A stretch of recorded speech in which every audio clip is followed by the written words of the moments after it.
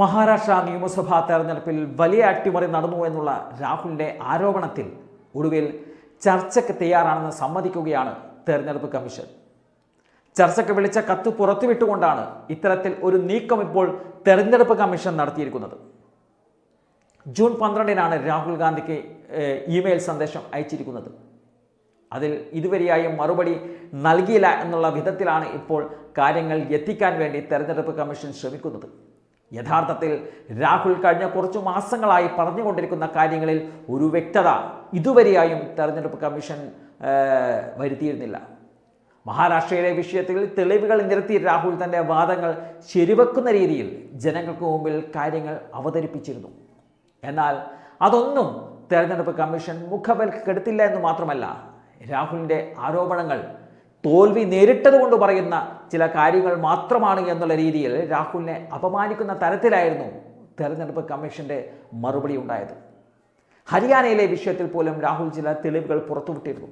എന്നാൽ അതൊന്നും വേണ്ട രീതിയിൽ അന്വേഷിക്കാൻ തെരഞ്ഞെടുപ്പ് കമ്മീഷൻ തയ്യാറായില്ല. അവിടെയാണ് അട്ടിമറി നടത്താൻ തെരഞ്ഞെടുപ്പ് കമ്മീഷൻ കൂട്ടുനിന്നു എന്നുള്ള വലിയ ഒരു വിമർശനം രാഹുൽ ഉന്നയിക്കുന്നത്. മാത്രമല്ല, തെരഞ്ഞെടുപ്പ് കമ്മീഷനെ തെരഞ്ഞെടുക്കപ്പെടുന്ന ഒരു പാനലിൽ ചീഫ് ജസ്റ്റിസ് വേണമെന്ന നിർദ്ദേശം കേന്ദ്ര സർക്കാർ തള്ളി. അവിടെ ക്യാബിനറ്റ് മന്ത്രിയെ തിരികെ കയറ്റുന്ന ഒരു സമീപനമാണ് കേന്ദ്ര സർക്കാർ സ്വീകരിച്ചത്. അതും വലിയ സംശയങ്ങൾക്ക് കാരണമായതാണ്. അതൊക്കെ ജനങ്ങൾക്ക് മുമ്പിൽ രാഹുൽ തുറന്നു പറഞ്ഞിട്ടുണ്ട്.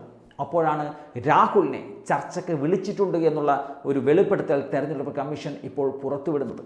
എന്നാൽ എല്ലാ തെളിവുകളും നശിപ്പിച്ചതിന് ശേഷമാണ് ഇത്തരം നാടകം എന്നതാണ് നമുക്കിതിലൂടെ മനസ്സിലാക്കാൻ സാധിക്കുന്നത്. കാരണം തെരഞ്ഞെടുപ്പ് കമ്മീഷൻ പറഞ്ഞിരിക്കുന്ന നിർദ്ദേശമുണ്ട്. തെരഞ്ഞെടുപ്പ് കഴിഞ്ഞ് 45 ദിവസത്തിനകം പരാതികൾ ഒന്നും വന്നില്ലെങ്കിൽ CCTV ദൃശ്യങ്ങളടക്കം നശിപ്പിക്കുവാൻ മുഖ്യ തെരഞ്ഞെടുപ്പ് കമ്മീഷൻ സംസ്ഥാനങ്ങൾക്ക് ഉത്തരവ് നൽകിയത് കഴിഞ്ഞ ദിവസം പുറത്തു വന്നൊരു കാര്യമാണ്. ആ നടപടികൾ നടത്തിയതിന് ശേഷമായിരിക്കും ഇനി ചർച്ചയ്ക്ക് തയ്യാറെന്നുള്ള കാര്യം തെരഞ്ഞെടുപ്പ് കമ്മീഷൻ ഇപ്പോൾ പ്രഖ്യാപിക്കുന്നത്. ഇതിൽ രാഹുൽ ഗാന്ധിക്ക് വീഴ്ച സംഭവിച്ചു എന്ന് കാണിക്കാൻ വേണ്ടിയാണ് ഇത്തരത്തിൽ ഒരു കത്ത് ഇപ്പോൾ തെരഞ്ഞെടുപ്പ് കമ്മീഷൻ പുറത്തുവിട്ടിരിക്കുന്നതെന്നത് വ്യക്തമാണ്. എന്തായാലും രാഹുൽ പറഞ്ഞ വാദങ്ങൾ ഇപ്പോഴും നിലനിൽക്കുകയാണ്. രാഹുലിൻ്റെ പല ചോദ്യങ്ങൾക്കും മറുപടി നൽകാൻ ഇന്നും തെരഞ്ഞെടുപ്പ് കമ്മീഷന് സാധിച്ചിട്ടില്ല.